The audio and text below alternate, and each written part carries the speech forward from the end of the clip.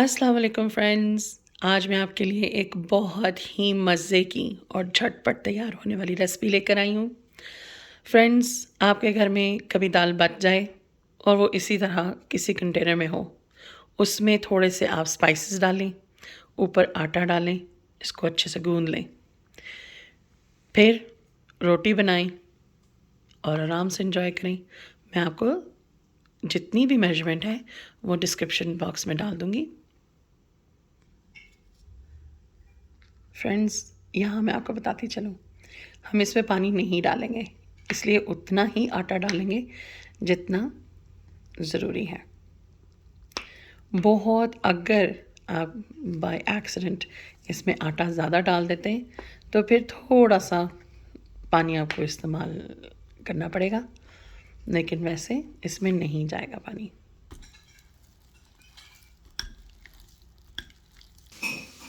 ये देखिए फ्रेंड्स, आटा बिल्कुल गूंद गया है।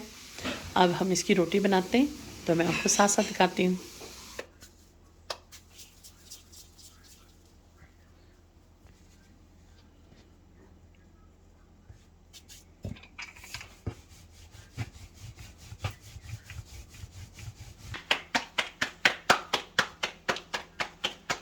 और ये आ गई दाल वाली रोटी तवे पर। ये देखिए फ्रेंड्स, और हम इसको थोड़ी देर इस साइड पे पकने देंगे। फिर ज़रा बुलबुले अगर शुरू हो गए तो फिर हम ऊपर ऑयल थोड़ा सा डाल के तो फिर करेंगे। मैं आपको दिखाती हूँ भी थोड़ी देर में। सॉरी फ्रेंड्स, यहाँ पे मैं आपको गलत गाइड कर गई। यहाँ इसको पहले पलट लें, फिर ऑयल डालें। ये देखिए फ्रेंड्स, थोड़ी सी हमने पलट के पका ली थी, तो फिर अब हम ऑयल डालेंगे। ये अप टू यू कि आप कितना ऑयल डालते हैं। वैसे तो दाल वाली रोटी इस तरह से बहुत अच्छी लगती है। ये देखिए फ्रेंड्स, साथ ही आप इसको ऐसे करके प्रेस कर लें और फिर पलट लें। ये देखिए कितना खूबसूरत कलर आया है फ्रेंड्स, आ रहा है ना मुंह में पानी। ये देखिए फ्रेंड्स, दोनों साइडों से पक गई है। अब मैं इसको डिश आउट करती हूँ, मैं फिर आपको फाइनल रिज़ल्ट दिखाती हूँ।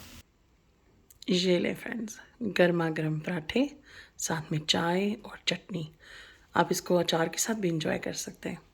फ्रेंड्स, यहाँ मैं आपको बताती चलूँ कि आप इसको घी में बनाएं, देसी घी में बनाएं, या सिंपल रोटी बना के ऊपर आप मक्खन रख के खा लें। It's all up to you.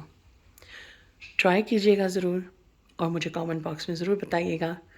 उम्मीद करती हूँ कि ये आपकी भी बेहद मज़े की बने। दुआ में याद रखिएगा। अल्लाह हाफिज़।